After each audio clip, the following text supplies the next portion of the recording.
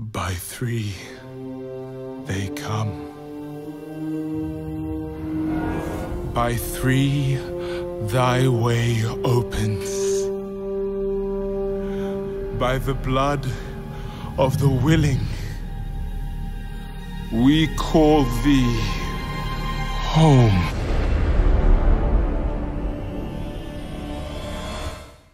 What is up, and welcome back. It's Scovos again, and I'm bringing you another video today, except today's video is so special and means so much to me. It's going to be on Diablo 4. I've been waiting for this game since basically Diablo 3 released, and my favorite game of all time is actually Diablo 2, and Diablo as a whole is my favorite series that I've ever played of any game. I've also put more time into Diablo 2 and 3 than I probably have put into every other game I've played ever combined.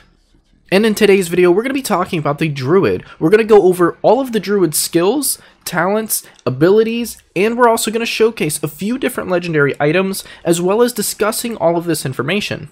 But before we jump into these juicy details, I want to give a big shout out to Cryaz for one of his comments on my previous videos.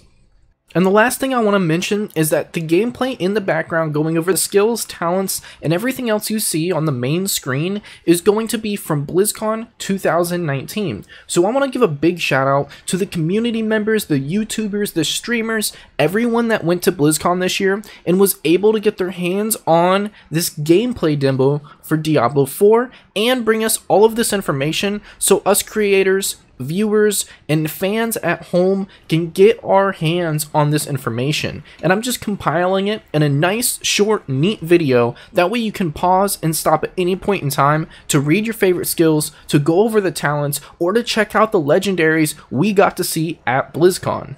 Alright, so jumping right into the Druid skill tree, we have several different major categories. Starting off with basic, from the top to the bottom will be basic, spirit, defensive, wrath, companion, and ultimate. Now the Druid is going to be the master of earth magic, storm magic, and shapeshifting, and they tweak these skills from Diablo 2, even the ones that are returning just a little bit, to make sure there is enough separation between all of the classes, and in this case make sure that there's enough separation between the Druid and the Sorceress. That way there's not too much overlap and the playstyles will still be very different, making your choices more distinct and making your builds more customized. Some of this returning skills we're going to see is that the fact that you can shape into a werebear, a werewolf, and then your human form, as well as tornadoes, hurricane, and then some ultimate abilities that sound really exciting. And something that I want to go over about shapeshifting is the fact that each ability that requires you to be in a certain form will actually shapeshift you as you attack. So if it's like a feral lunge from werewolf form and you're in a human form at the moment, when you cast that ability, you will actually shapeshift mid-attack. There will be an animation and it looks so great when it happens. You'll form into that werewolf and then attack with whatever skill that you intended on using. If your next ability requires you to be in werebear form, like a leap slam or something along those lines, you will now shapeshift from the werewolf into the werebear mid-attack to perform that one as well. Now I think this seamless shapeshifting between different abilities is a really cool idea and a great addition to Diablo 4. This may be the first character that I play in the new game. I'm really excited to see how this is going to work, especially in in-game with all of the legendaries that really influence your playstyle. So in Diablo 3 they had runes that you would equip to each skill, allowing that skill to be altered by changing its element or the mechanics that it works with. So in Diablo 4 they stripped that away. They made the skill system a little more basic, which has its perks and its downsides to it. But instead they added these skill modifiers onto legendary items, and they said that there is, quote, hundreds of legendaries, which is going to be crazy. Hopefully this allows so much customization. We also see returning legendary items such as the Stone of Jordan. So this was in Diablo 2 and Diablo 3, but they're reverting it to the old mechanics of Diablo 2, where the Stone of Jordan gives you +1 rank to all of your equipped skills. Having the plus abilities, there's going to be some plus talents and various other things along these lines. This is going to add more build diversity because you could get those rolls on a maybe lesser used skill to increase the power of it and bring it on par with other competitive builds.